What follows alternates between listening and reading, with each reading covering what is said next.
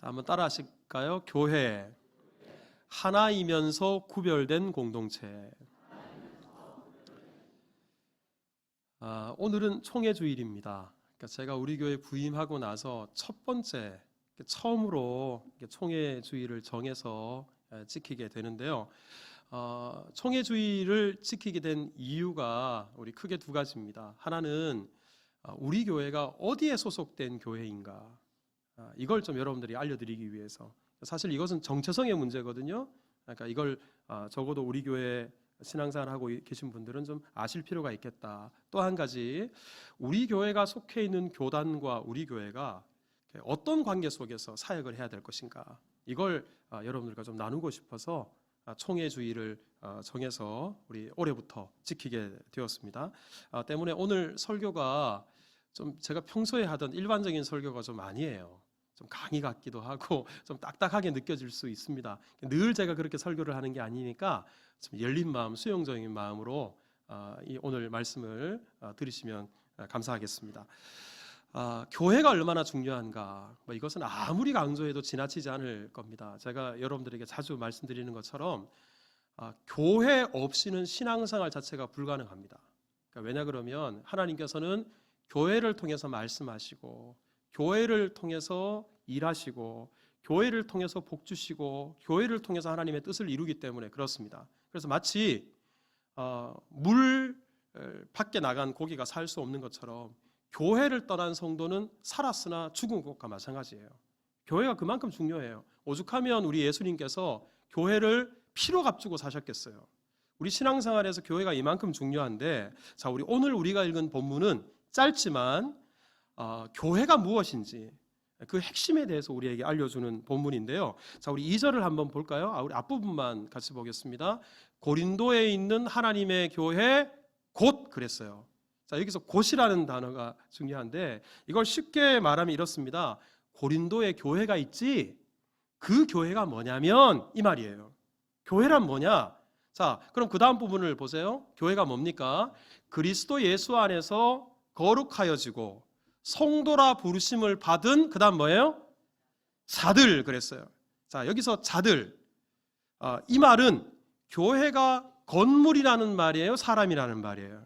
사람이라는 말이에요. 여러분, 이 부분을 분명히 아셔야 합니다. 교회는 건물이 아니에요. 만약에 교회가 건물이라면 오늘 본문 2절은 아마 이렇게 기록되었을 거예요. 고린도에 있는 하나님의 교회, 곧 고린도 중앙 시가지 첫 번째 대로변, 두 번째 블락, 붉은 벽돌 2층짜리 건물, 아마 이렇게 됐을 거예요. 하지만 그렇게 기록되어 있지 않잖아요.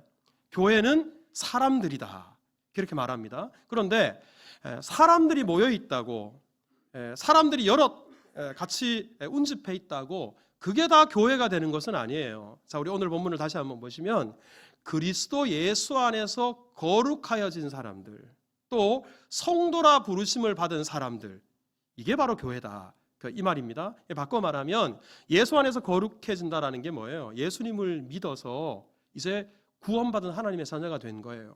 그리고 성도라는 말은 거룩한 무리라는 뜻이거든요. 원래 우리는 거룩하지 않은데 예수님의 십자가의 공로로 말미암아 이제 성도로 불림을 받는 사람이 되었다. 이런 사람들이 모여 있는 것이 교회다, 그 말입니다. 자, 그러면 제가 여러분들에게 질문하겠습니다. 여러분들 예수님 믿으십니까? 예수님 믿고 구원 받으셨어요? 여러분들은 성도십니까? 여러분, 저 또한 목사이기 이전에 뭐예요? 성도예요. 자, 그러면 우리 수정교회가 뭐냐? 이 건물이, 물론 이 건물은 수정교회 예배당이에요. 하지만 우리 예수 믿는 우리 이 모임이 다름 아니라 교회입니다. 자, 우리 옆에 분에게 너와 나는 교회입니다. 시작. 제가 시킨다고 또 너와, 좀 센스를 발휘하셔서 장로님과 나는 교회입니다, 권사님과 나는 교회입니다, 순종을 잘하는 건 좋은 일입니다만, 자, 여러분, 우리는 이렇게 예수 안에서 한 공동체 교회입니다. 자, 그런데요, 오늘 본문은 이것만 말씀하는 게 아니고요. 자, 우리 그 다음 부분을 여러분 한번 보시면 교회에 대해서 한 가지를 더 말씀하는데, 또부터 한번 읽어볼까요? 시작. 또 각처에서 우리의 주 곧 그들과 우리 주 대신 예수 그리스도의 이름을 부르는 모든 자들에게. 그러니까 여러분, 이게 무슨 말이냐 그러면 우리 수종교회 성도들, 우리 이곳에 이렇게 모여 있잖아요. 우리는 수종교회로서 독립된 자율적인 교회예요.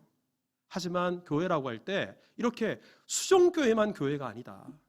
각 처에서, 그러니까 어느 곳에 있건 예수님을 믿는 믿음 안에서, 또 예수님의 십자가로 구원받은 사람들이 예수님을 섬긴다면 우리 모두는 넓은 의미에서 한 교회가 된다, 이 말입니다.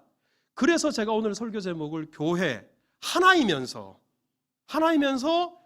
구별된 공동체다. 즉 우리는 구별된 공동체이면서 신앙이 같고 같은 성경을 가지고 같은 예수님을 섬긴다면 우리 모두는 한 교회이고, 이것이 바로 하나님께서 우리를 통해 이루고자 하시는 그리스도의 몸이 된다라는 것입니다. 여러분, 우리 수종교회는 그 자체로 교회입니다. 하지만 우리만 교회가 아니에요. 넓은 의미에서의 큰 교회, 우주적 교회가 있다라는 것을 우리가 아셔야 되겠습니다. 자, 그런데 여러분, 자, 이렇게 교회에 대해서 오늘 본문이 교회가 무엇인가 우리에게 알려주셨는데, 그러면 우리 교회는, 우리 수종교회는 어떤 교회인가? 자, 교회를 소개하는 방법이 여러 가지가 있어요. 교회가 설립된 지 몇 년이 되었고, 성도 수가 몇 명이나 되며, 교회 재정 규모는 어떻고, 우리 교회 건물은 몇 평인가, 뭐 이런 거. 하지만 이런 것들은 외적인 소개예요.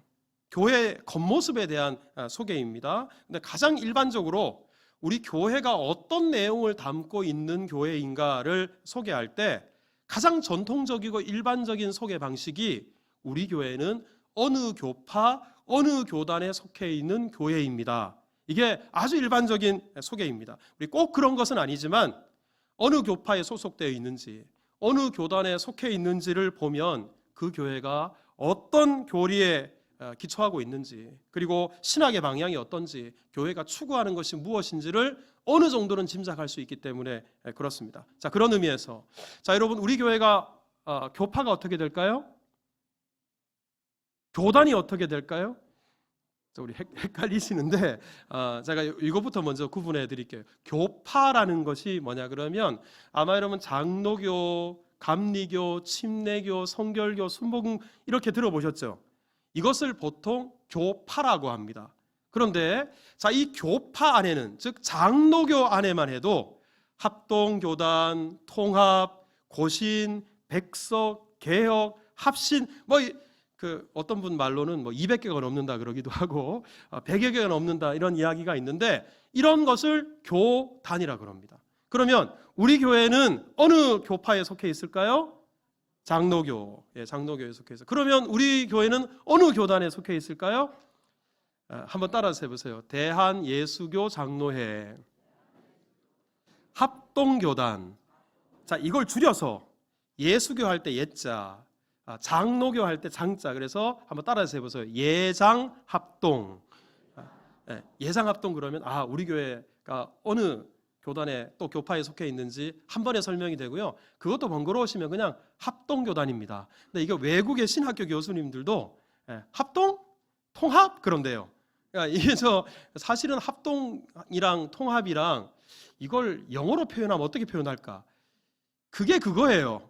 그러니까 아예 그냥 우리 한글로 그대로 합동, 통합 이렇게 소개를 합니다. 자, 근데 제가 이렇게 교파, 교단 그러니까 아마 여러분들 중에 이런 오해를 하시는 분들이 계실지 모르겠어요. 우리 이현석 목사는 교파주의자가 아닌가, 아마 이런 생각을 하실지 모르겠습니다만 절대 아닙니다. 저는 교파주의자가 아닙니다.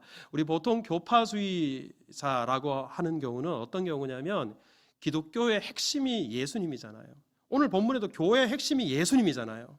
그리고 성경이고 복음인데, 그런데 이런 기독교의 핵심 가치, 이것보다도 내가 속해 있는, 자신이 속해 있는 교파, 교단, 그리고 그 안에 있는 교리와 의식과 조직과 체제, 이런 것들을 더 중요시하고 앞세우는 사람들, 그런 사람들이 교파주의자예요. 그래서 이런 사람들은 언제나 내 교파가 최고예요.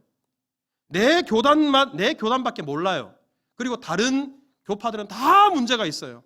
그리고 배척합니다. 이런 것을 교파주의자라고 합니다. 하지만 이것은 건강한 게 아니에요.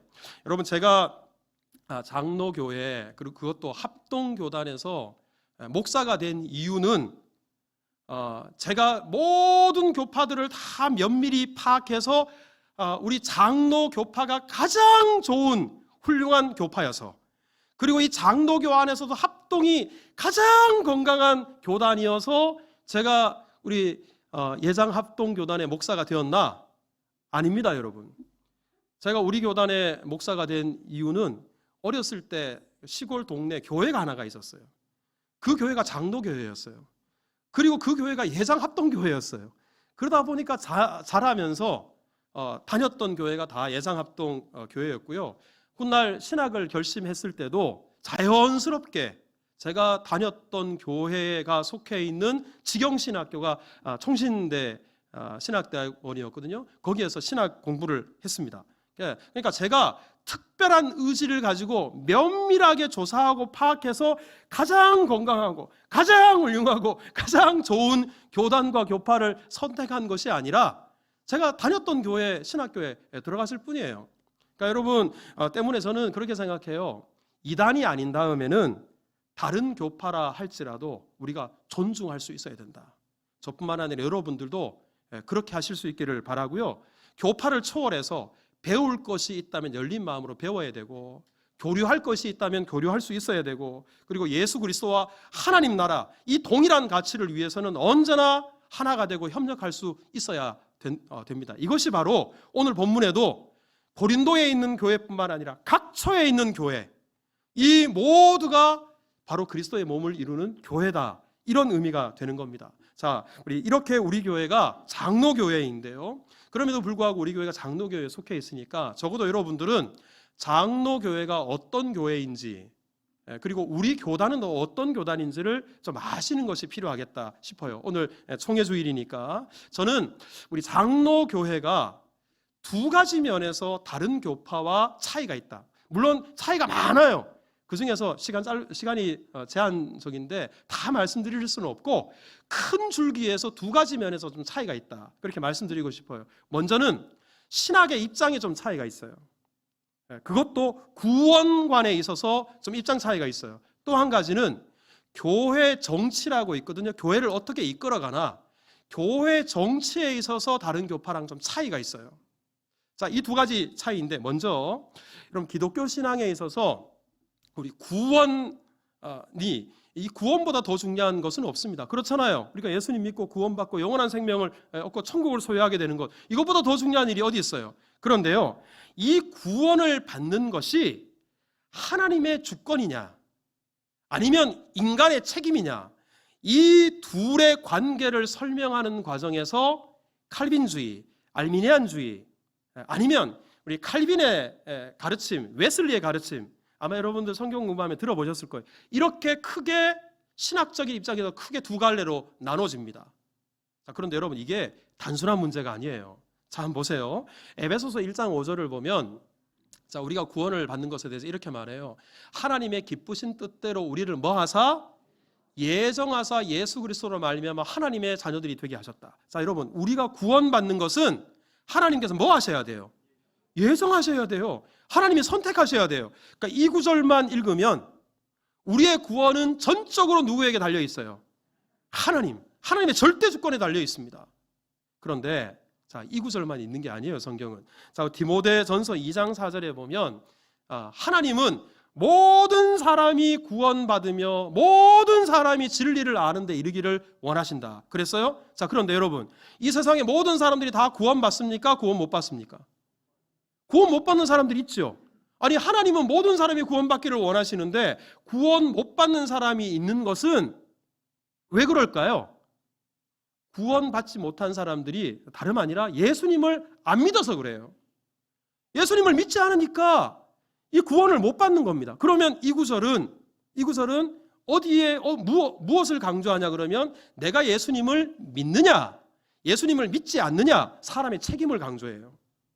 자, 그런데 여러분들은 구원에 있어서 하나님의 주권 그리고 사람의 책임, 어떤 것이 더 옳다고 여러분들은 생각하십니까?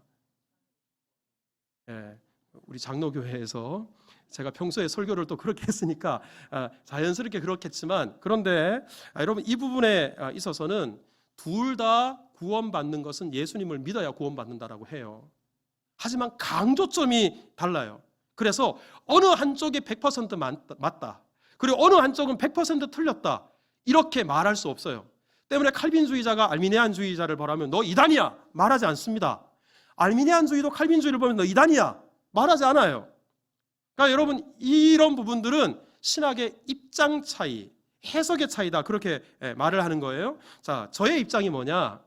여러분, 저는 장로교 목사여서가 아니라 제가 성경을 읽고 성경을 연구하고 신학 수업을 받고 독서하면서 구원뿐만 아니라 성경은 온통 하나님의 절대 주권을 말해요.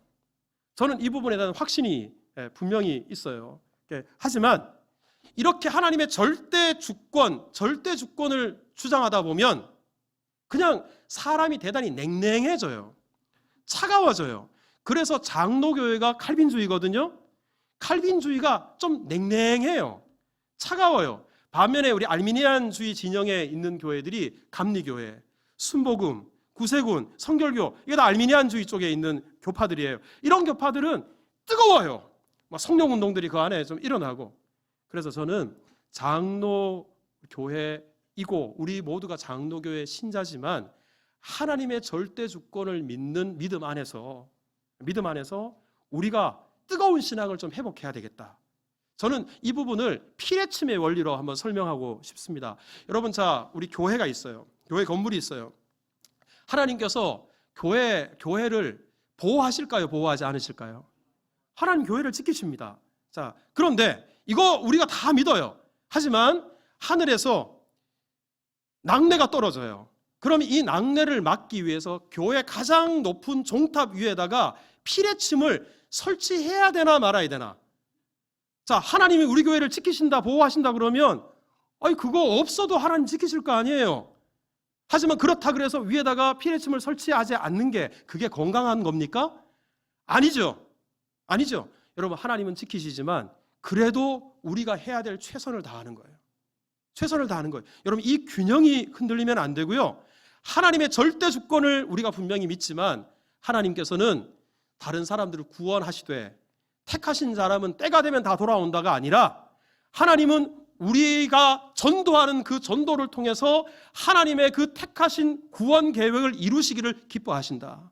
하나님께서 모든 일들을 하나님의 절대적인 주권을 따라 이루시지만 미약하기 짝이 없는 우리의 기도를 통해서 이루시는 분이시다. 우리가 이 사실을 안다 그러면 절대 주권을 믿는 이 가르침 안에서도 얼마든지 우리의 신앙이 뜨거울 수 있어요. 열심히 전도할 수 있어요. 열심히 주를 위해 섬길 수 있어요. 이런 은혜가 우리 가운데 있기를 주님의 이름으로 축복합니다. 자, 우리 또 한 가지, 우리 장로교회가 우리 다른 교파와 다른 또 하나의 차이가 교회 정치의 차이다, 제가 말씀을 드렸는데요. 교회 정치란 교회를 어떻게 이끌어갈 것인가, 이걸 교회 정치라고 하는데, 우리 국가를 이끌어가는 정치도 민주주의 국가에서 두 가지 정치 형태가 있어요. 크게 먼저는 직접 민주주의예요. 그러니까 시민이 어떤 국가의 정책을 토론하고 결정하는데 직접 참여하는 거예요. 이게 직접 민주주의예요. 하지만 이 직접 민주주의는 국민들이 점점점 늘어나고 국가의 범위가 넓어지면서 건건이 모든 국민이 다 참여해서 토론하고 다 참여해서 결정하고 이게 물리적으로 불가능하게 된 거예요. 그래서 나온 게 간접민주주의예요. 간접민주주의는 다른 말로 하면 대의민주주의라고 하기도 하는데, 이게 뭐냐 그러면 우리가 투표를 통해서 국회의원과 같은 그런 사람들을 택합니다. 그 사람은 민의를 잘 살피고 반영해서 국가를 이끌어가는 거예요.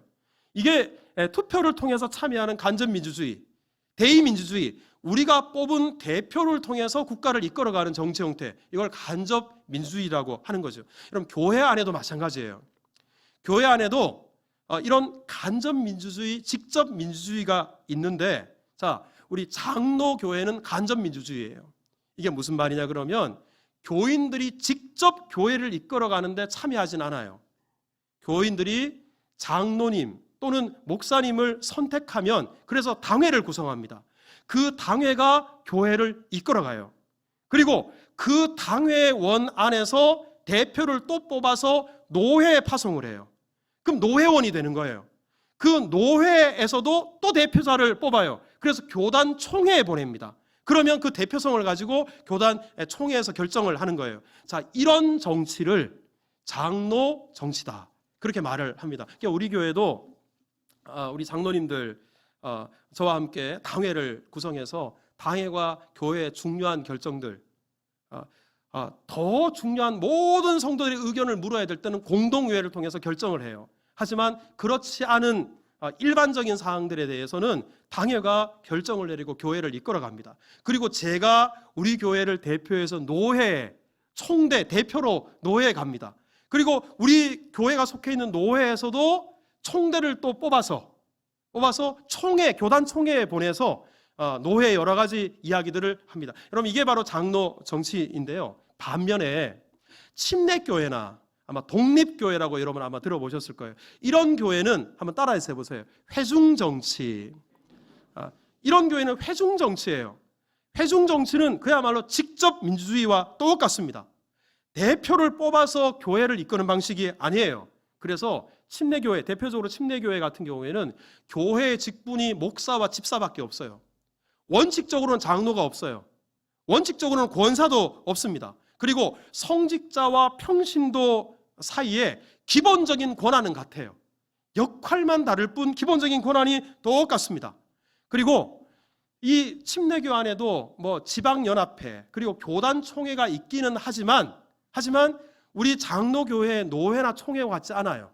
그래서 우리 이 독립교회, 그 다음에 침례교회, 이 회중정치를 하는 교회는 개교회주의예요.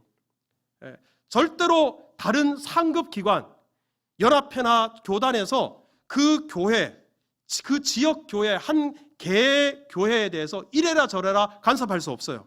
철저한 독립, 철저한 자율, 이것이 주어지는 정치가 회중정치입니다. 자, 그러면 여러분 여기까지 들으셨는데 여러분들은 장로 정치가 좋으세요? 아니면 회중정치가 좋으세요? 어떤 정치가 더 성경적이라고 생각하십니까? 대답들을 안 하시는데, 자, 여러분, 그런데 어느 정치가 더 좋은가라고 생각하기 전에 먼저 아셔야 될 것이, 장로 교파에 속한 교회들 중에도요, 장로님 세우지 않고 목사님이 그냥 교회를 다 이끌어 가시거나, 그리고 아니면 성도들이 다 참여하는 그런 회중 정치 스타일의 목회를 하시는 분들이 계세요. 그리고 이 장로 교회는 노회와 총회의 역할과 권한이 대단히 중요하거든요. 하지만 노회에도 전혀 참여하지 않고요, 교단에서 뭐라고 하든 말도 안 들어요. 그냥 개교회주의로 교회를 이끌어가는 그런 교회들이 제법 많습니다. 반면에 침례교회 중에도 회중 중심이라기보다는 특정 몇 사람이 교회를 좌지우지하는 교회가 많아요. 그리고 우리 여러분 침례교회도 제가 얼마 전에 기사를 보니까 우리도 장로를 세워달라, 우리도 권사를 세워달라. 왜냐하면 어디 모임에 가고 각 교파를 대표해서 대표자들을 보냈는데 장로교회, 감리교회, 뭐 성결교회는 다 장로님이 참석했는데 침례교회에서는 집사님이 참석하거든요. 그러니까 이게 좀 안 맞아요. 그래서 실제로 호칭 장로, 명예 장로가 지금 침례교회 안에 많습니다.